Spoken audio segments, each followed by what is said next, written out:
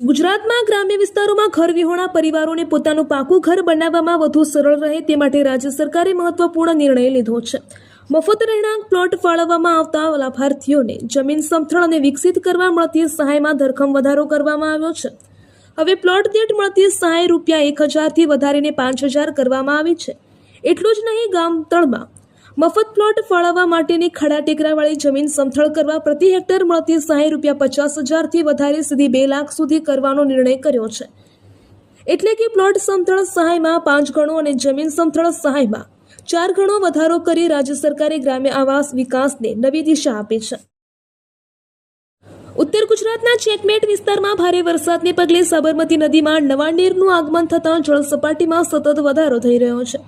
ગાંધીનગર સ્થિત સંત સરોવરમાં 2,435 ક્યુસેક પાણીની આવક થતાં જળસપાટી 50.90 મીટરે પહોંચી છે। જળાશયની સપાટી નિયંત્રણમાં રાખવા સિંચાઈ વિભાગ દ્વારા સંત સરોવરના 6 દરવાજા ખોલી 740 ક્યુસેક પાણી નદીમાં છોડવામાં આવી રહ્યું છે। પાણી છોડાતા તંત્ર દ્વારા નદી કાંઠાના વિસ્તારો માટે હાઈ એલર્ટ જારી કરવામાં આવ્યું છે। ઊંઝા સ્થિત શ્રી ઉમિયા માતાજી નિજ મંદિરમાં અષાઢ સુદ 11ના પાવન અવસરે 24 કલાક અખંડ ધૂનનું આયોજન કરવામાં આવ્યું હતું, જે સફળતાપૂર્વક સંપન્ન થઈ। આ અખંડ ધૂનનો પ્રારંભ 25 જુલાઈ 2026 શનિવારના રોજ સવારે 8 કલાકે શાસ્ત્રોક્ત મંત્રોચ્ચાર અને મા ઉમિયાની સ્થાપના બાદ મહાઆરતી સાથે થયો હતો। સતત 24 કલાક ચાલીને આ ધૂન બીજા દિવસે સવારે 8 કલાકે પૂર્ણ થઈ હતી। ધાર્મિક આયોજનમાં મા ઉમિયાના અસંખ્ય ભક્તો અને વિવિધ મંડળોએ ભક્તિભાવપૂર્વક સહભાગી થઈ ધન્યતા અનુભવી હતી। રાધનપુર, સાંતલપુર અને સમી તાલુકામાં છેલ્લા 2 દિવસથી પડેલા ભારે વરસાદને કારણે વ્યાપક નુકસાન થયું છે। અતિવૃષ્ટિથી પ્રભાવિત જનજીવનને ધ્યાનમાં રાખીને રાધનપુરના ધારાસભ્ય લવિંગજી ઠાકોરે મુખ્યમંત્રી ભૂપેન્દ્રભાઈ પટેલને પત્ર લખી તાત્કાલિક સર્વે કરાવી અસરગ્રસ્તોને રાહત સહાય ચૂકવવાની માંગણી કરી છે। આ તાલુકાઓના અનેક ગામોમાં નીચાણવાળા વિસ્તારો અને ઘરોમાં પાણી ભરાઈ ગયા છે, જેના પરિણામે લોકોની ઘર વખરી, અનાજ અને કપડાં સહિતની આવશ્યક ચીજ વસ્તુઓને મોટું નુકસાન થયું છે। ખેતરોમાં પાણી ભરાઈ જવાથી પાકને નુકસાન થયું છે અને જમીન ધોવાણની સમસ્યા પણ સર્જાઈ છે। પશુઓ માટે લીલા અને સૂકા ઘાસચારાની પણ તીવ્ર અછત ઊભી થઈ છે। પાટણ નગરપાલિકાના સિટી એન્જિનિયરની બઢતી સાથે અન્યત્ર બદલી કરવામાં આવી છે। તેમની જગ્યાએ નવા ટેકનિકલ અધિકારીની નિમણૂક ન થતાં શહેરમાં વિકાસ કાર્યો અટકી પડવાની ભીતિ સેવાઈ રહી છે। રાજ્ય સરકાર દ્વારા પાટણની મહાનગરપાલિકાનો દરજ્જો આપવાની કવાયત ચાલી રહી છે। આવા સમયે જ મુખ્ય ઇજનેરનું પદ ખાલી પડતા સ્થાનિકોમાં ભારે અસંતોષ જોવા મળી રહ્યો છે। હાલમાં પાટણ શહેરમાં અનેક ચાલુ અને તેમજ પ્રસ્તાવિત માળખાકીય વિકાસ કામો ચાલી રહ્યા છે। આ કાર્યો માટે સીધું સુપરવિઝન અને ટેકનિકલ માર્ગદર્શન અત્યંત જરૂરી છે। ભિલોડા તાલુકામાં ગઈકાલે રાત્રિ દરમિયાન ધોધમાર વરસાદ નોંધાયો હતો, જેના કારણે સ્થાનિક જનજીવન પર તેની માઠી અસર પડી હતી। વહેલી પરોઢે માત્ર 2 કલાકના ટૂંકા ગાળામાં જ અંદાજે 3 ઇંચ જેટલો વરસાદ ખાબક્યો હતો।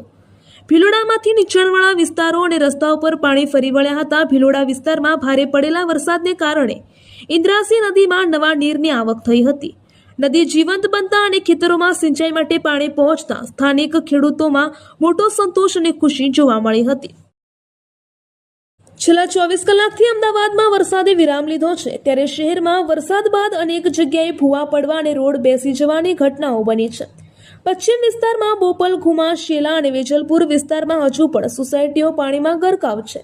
શહેરના બોપલ વિસ્તારમાં આરોહી ક્લબ રોડ પર આવેલા ભાગવત બંગલો સહિત ગામની સોસાયટીઓમાં હજુ પણ વરસાદી પાણી ભરાયેલા છે। બોટ મારફતે બંગલોઝમાં અવરજવર કરવી પડે તેવી સ્થિતિનું નિર્માણ થયું છે। મ્યુનિસિપલ કોર્પોરેશન તંત્ર હજી પણ બંગલો અને રો હાઉસિંગમાંથી પાણીનો નિકાલ કરી શકી નથી। હિંમતનગરમાં હાથમતી નદી પરનો વિયર ઓવરફ્લો થયો છે। ઉપરવાસમાં રાત્રિ દરમિયાન વરસેલા વરસાદને કારણે હાથમતી વિયર 8 ફૂટ ભરાઈ ગયો હતો, જેના પરિણામે રવિવારે સવારે 4 વાગે ખાલી રહેલો વિયર 5 કલાકમાં સંપૂર્ણ ભરાઈ ગયો અને ઓવરફ્લો થયો। હાલમાં વિયરમાંથી હાથમતી નદીમાં 40 ક્યુસેક પાણી વહી રહ્યું છે। દક્ષિણ ગુજરાતમાં પડેલા ભારે વરસાદને કારણે અનેક વિસ્તારોમાં પૂરની સ્થિતિ સર્જાઈ છે। ઘરોમાં પાણી ઘૂસી જવાથી લોકોની ઘરવખરી અને કિંમતી સામાનને મોટું નુકસાન પહોંચ્યું છે। આ કપરી પરિસ્થિતિમાં પૂર પીડિતોની વહારે આવતા ભારતીય જનતા પાર્ટી દ્વારા મોટા પાયે રાહત કામગીરી હાથ ધરવામાં આવી છે। ગુજરાત ભાજપ પ્રદેશ અધ્યક્ષ જગદીશ વિશ્વકર્માના હસ્તે સુરતના ઊંધના કાર્યાલયથી અનાજ અને અન્ય જીવન જરૂરી સામગ્રીની કિટ્સ ભરેલી ગાડીઓ વલસાડ અને નવસારી જિલ્લા માટે રવાના કરવામાં આવી છે. અમદાવાદ ઇન્દોર નેશનલ હાઈવે પર આજે વહેલી સવારે એક ગમખ્વાર માર્ગ અકસ્માત સર્જાયો હતો. લીમખેડાના પાણિયા બસ સ્ટેન્ડ નજીક બે આઈસર ટ્રક ધડાકાભેર અથડાઈ હતી. આ અકસ્માત બાદ ટ્રકમાં આગ લાગતા બે લોકો આગમાં જીવતા ભૂંજાઈ ગયા હતા. અકસ્માતના લીધે હાઈવે પર ટ્રાફિક જામ સર્જાયો હતો. મળતી માહિતી મુજબ ગોધરા તરફથી પૂરપાટ ઝડપે આવી રહેલી કેમિકલ ભરેલી આઈસર ટ્રકે હાઈવેની સાઈડમાં ઉભેલી ટ્રકને પાછળથી જોરદાર ધડાકાભેર ટક્કર મારી હતી. અકસ્માત બાદ કેમિકલના જ્વલનશીલ પદાર્થને કારણે ક્ષણવારમાં જ ભયાનક બ્લાસ્ટ સાથે આગ ફાટી નીકળી હતી અને જોતજોતામાં બંને વાહનો આગની લપેટમાં આવી ગયા હતા.